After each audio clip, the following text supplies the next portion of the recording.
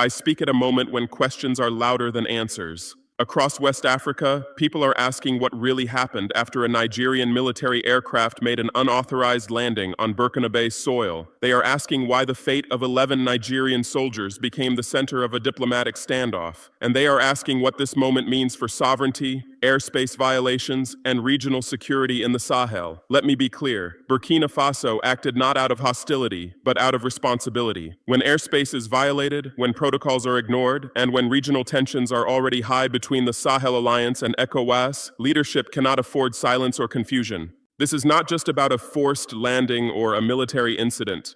It is about respect. It is about sovereignty. And it is about the future of cooperation in West Africa at a time when uncertainty is already testing the region. I want to begin by restoring clarity, because confusion is dangerous in moments like this. What occurred was not chaos, it was not emotion, and it was not hostility. It was the application of responsibility in a region where sovereignty has too often been treated as optional. When a military aircraft enters national airspace without prior authorization, especially in a Sahel region already facing security pressure, no responsible state can pretend it did not happen. International aviation protocols exist for a reason. They protect nations large and small, powerful and vulnerable. Burkina Faso did not invent these rules. We simply chose to respect them. Some outside observers want to reduce this incident to a technical diversion or an administrative misunderstanding. That framing avoids the deeper issue. The deeper issue is that Africa is no longer willing to treat breaches of sovereignty as routine, especially when they involve military assets and occur during a period of heightened regional tension. Let me speak not only to Nigeria, but to our brothers and sisters across the Caribbean and in the United States who understand this history. Many of you come from nations where borders, authority, and self-determination were once ignored or overridden by stronger powers. You know that sovereignty only matters when it is enforced consistently. This situation required calm judgment, not provocation. The Nigerian personnel were treated with professionalism and dignity. Diplomatic channels were opened, investigations were conducted, and decisions were made based on law, not impulse. But respect must be mutual. Sovereignty cannot be selective. If Africa is to be taken seriously in global affairs, then African states must first take themselves seriously. That is the principle guiding Burkina Faso today. And it is the foundation upon which any honest regional cooperation must stand. Some have asked why a warning was necessary if the situation was resolved without confrontation. That question deserves an honest answer, because warnings are not always about punishment. Often, they are about boundaries. When rules are enforced calmly, they clarify the future. When they are ignored, confusion becomes precedent. And in regions like the Sahel, where history has taught us the cost of ambiguity, precedent matters. This incident did not occur in isolation. It happened at a time when West Africa is undergoing a serious realignment. Burkina Faso, Mali, and Niger have chosen a new path through the alliance of Sahel states. That decision carries responsibility. It means our airspace, our security protocols, and our sovereignty must be treated with consistency and respect, regardless of past habits or assumptions. The warning I issued was not directed at one nation alone. It was directed at a mindset that Africa must leave behind. A mindset where military movements are explained after the fact. A mindset where procedures are optional depending on who is involved. That era cannot continue if we are serious about regional security. To our brothers and sisters in the Caribbean and the United States, this should sound familiar. Every sovereign nation, whether large or small, draws clear lines when it comes to military access, airspace control, and national security. No one calls that hostility. They call it responsibility. Burkina Faso chose diplomacy. We chose professionalism. The Nigerian personnel were treated with respect, and dialogue remained open throughout. That is how serious states behave. But diplomacy does not mean silence, and respect does not mean passivity. The warning was simple. Future cooperation must be rooted in transparency, authorization, and mutual regard, not because we seek confrontation, but because regional stability depends on clarity. When expectations are clear, misunderstandings decrease. When misunderstandings decrease, peace becomes easier to maintain. This is the standard we are setting, not to isolate ourselves, but to ensure that every partnership moving forward rests on equality, law, and respect. Nigeria occupies a unique position in our region. It is not just another state in West Africa, it is a nation whose size, military capacity, and diplomatic influence shape expectations far beyond its borders. When Nigeria acts, others respond. When Nigeria speaks, the region listens. That reality carries responsibility. This is why clarity matters. When actions are taken without coordination, even unintentionally, they echo across a fragile regional environment. In a Sahel already navigating security challenges, political transitions, and new alliances, small misunderstandings can quickly become large concerns. That is not a judgment. It is a fact of leadership. I say this with respect. Nigeria has historically played a stabilizing role in West Africa, but stability today requires a different approach than in the past. The region is changing. Old assumptions about access, movement, and automatic coordination no longer apply in the same way. The formation of the Sahel Alliance reflects that shift. It signals a demand for clearer rules and more equal engagement. To those watching from the Caribbean and the United States, this moment should sound familiar. Powerful countries are always held to a higher standard, not because they are wrong, but because their actions set norms. When the strongest actors show restraint, coordination, and transparency, smaller states feel secure. When clarity is missing, uncertainty spreads. This is not about rivalry. It is about alignment. West Africa cannot afford parallel security actions that move faster than communication. Nor can it afford to treat sovereignty as flexible depending on circumstance. Leadership today means understanding how one decision can ripple outward, shaping perceptions and trust. The message I am sending is not one of confrontation, but of expectation. Nigeria's role in the region is too important for ambiguity. Cooperation must be deliberate, protocols must be respected, and dialogue must precede action, not follow it. If we get this right, West Africa becomes stronger. If we misunderstand each other, tension fills the gaps that communication should have occupied. My responsibility is to reduce those gaps, not widen them, and that is why this moment deserves reflection, not reaction. Moments like this test more than procedures. They test maturity. They reveal whether a region responds with impulse or with structure, and the future of West Africa depends on choosing structure. True cooperation is not measured when everything goes smoothly. It is measured when situations are unclear, when communication is delayed, and when decisions must be made quickly without escalating tension. That is when systems either hold or fail. Our responsibility is to ensure they hold. This is why coordination must come before movement, and dialogue must come before explanation, not as a formality, but as a discipline. Strong regions are built on predictability. When partners know what to expect from one another, stability grows. When expectations are unclear, suspicion fills the space that communication should have occupied. This lesson extends beyond Burkina Faso and Nigeria. It applies to every region seeking sovereignty without isolation. Our brothers and sisters in the Caribbean understand this balance well. Small states protect their dignity not through confrontation, but through clarity. The same is true for nations across the global south that navigate power without surrendering independence. Burkina Faso remains committed to engagement. We do not close doors. We define terms. Cooperation rooted in equality is stronger than cooperation built on habit, and peace maintained through clarity lasts longer than peace maintained through silence. The Sahel Alliance represents a commitment to that clarity. It is not a rejection of dialogue, but a call for it to be taken seriously. We seek relationships based on mutual respect, transparent coordination, and shared responsibility for regional security. If we apply these principles consistently, misunderstandings become rare, trust becomes predictable, and stability becomes sustainable. This is not idealism. It is practical leadership in a region that has paid too high a price for ambiguity.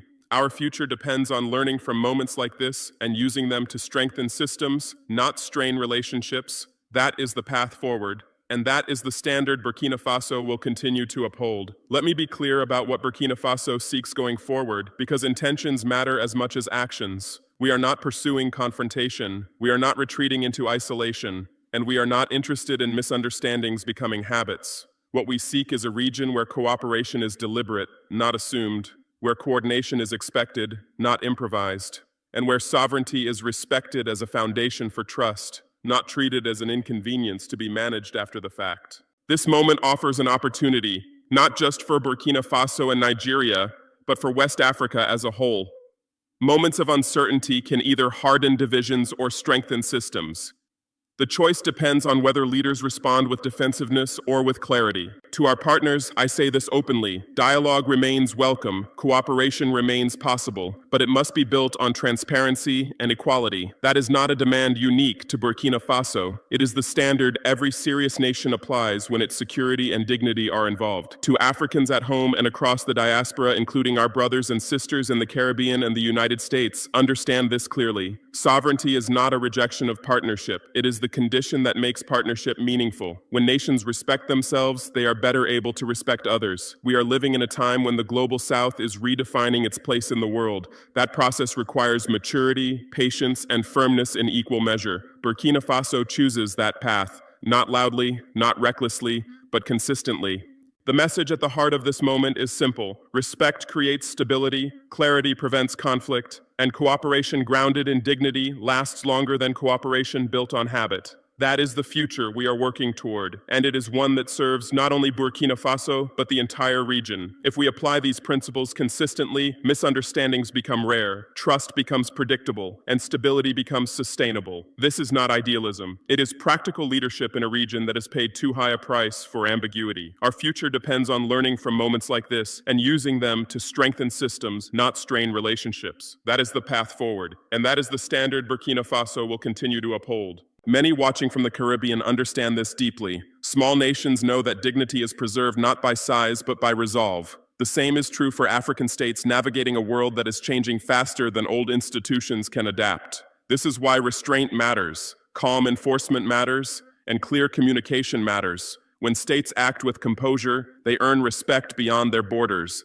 That respect becomes influence. And influence, when exercised responsibly, becomes stability. What we are witnessing is not confrontation, it is adjustment, a necessary recalibration in how regions cooperate in an era where sovereignty is no longer negotiable and dignity is no longer deferred. History does not judge nations by isolated events, it judges them by patterns. It looks at how leaders responded when faced with uncertainty, pressure, and competing interests, and it asks a simple question: did they act out of fear or out of principle? This generation of Africans has inherited a responsibility shaped by long memory. We remember what happens when boundaries are ignored and voices are dismissed. We also remember the cost of silence when clarity was required. To the youth watching across Africa, the Caribbean, and the diaspora, understand this. Leadership is not about reacting to headlines. It is about setting standards that endure beyond the moment. It is about choosing restraint when provocation would be easier and choosing dialogue when suspicion would be louder. The decisions made today shape the norms of tomorrow. When sovereignty is defended calmly, it becomes ordinary. When dignity is enforced consistently, it becomes expected. That is how progress is secured, not through confrontation, but through resolve.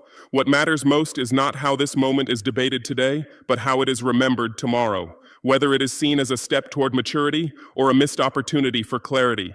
Our responsibility is to ensure it is the former. In moments like this, the story often travels faster than the truth. Narratives are formed quickly, shaped by voices far from the ground, and repeated until complexity disappears. This is not new to Africa. It is something our people have lived with for generations. That is why it matters who speaks and how they speak. When sovereignty is asserted, some will call it aggression. When boundaries are enforced, some will call it hostility. But those labels reveal more about habit than reality. To Africans in the diaspora, especially in the Caribbean and the United States, you understand this pattern. You have seen how authority is questioned only when exercised by certain voices. You know how quickly discipline is misread when it comes from those expected to remain quiet. Burkina Faso will not allow confusion to define our actions. We will explain when explanation is required. We will remain silent when silence preserves dignity, and we will speak when clarity is necessary to prevent distortion. Narratives shape perception, and perception shapes power. That is why responsibility does not end with decisions. It extends to communication. Calm, consistent communication is not weakness. It is how serious nations protect their image while protecting peace. The truth of this moment is simple. Law was followed, dignity was maintained, dialogue was preserved, everything else is interpretation. And interpretation fades when facts are applied consistently. Africa stands at a point where leadership must be redefined. Not in slogans and not in performances, but in conduct. The future will not be shaped by those who speak the loudest, but by those whose actions remain steady under pressure. Leadership today requires predictability. Partners must know what to expect, rules must be applied evenly, and decisions must reflect long-term stability rather than short-term applause. This is how trust is built, not through emotion, but through reliability. Our continent has paid too high a price for leadership driven by reaction instead of principle. We have seen what happens when norms are flexible and standards change depending on circumstance. That era must end if Africa is to move forward with confidence. The standard we are setting is not radical, it is responsible. Respect sovereignty, coordinate before action, communicate with transparency. These are not demands. They are expectations shared by every serious nation in the world. This is the leadership doctrine we believe in, one that does not seek conflict but does not avoid responsibility, one that values peace but understands that peace is protected by clarity, not silence. If Africa is to claim its future with dignity, this is how it must be led. Before closing, I want to speak beyond governments and institutions, because decisions like these affect real people long before they shape policy. Across our region, families seek stability. Traders seek predictable borders. Students seek futures free from constant uncertainty. And soldiers, regardless of flag, deserve clarity about the rules that govern their service. When systems function properly, ordinary people are protected from the consequences of misunderstanding. This is why calm leadership matters. When states act with restraint and communicate clearly, tensions do not spill into everyday life. Markets remain open, borders remain manageable. Trust, even when tested, can be repaired. These are not abstract outcomes. They shape how people live. To Nigerians watching, to Burkina Faso citizens, and to the diaspora following events from afar, know this.